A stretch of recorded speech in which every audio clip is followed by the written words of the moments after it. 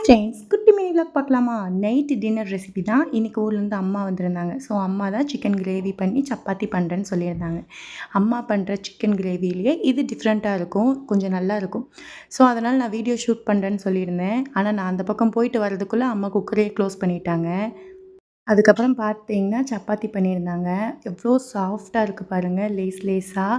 ஆனா அதில பாருங்க எவ்வளோ ஆயிலுன்னு. நான் உசுர குடுத்து டயட்ல இருந்தா, எங்க அம்மா இந்த சப்பாத்திலே என் டயட்ட ஸ்பாயில் பண்ணிருவாங்க போல இருக்கு. அப்புறம் எனக்கு ஆயிலே ஊத்தாம, ட்ரையா சப்பாத்தி பண்ணுங்கன்னு சொல்லிட்டு வந்துட்டேன்.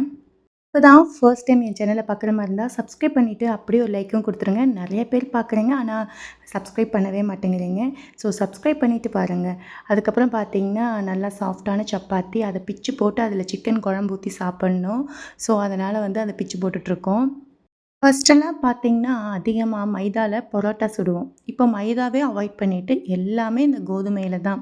பரோட்டா வேணும்னாலும், சப்பாத்தி வேணும்னாலும், ஸ்கொயர் ஷேப்ல எல்லா ஷேப்லயும் இத தான் பண்ணி சாப்பிட்றோம். ஹெல்த்தியா இருக்கணும்னு சொல்லிட்டு.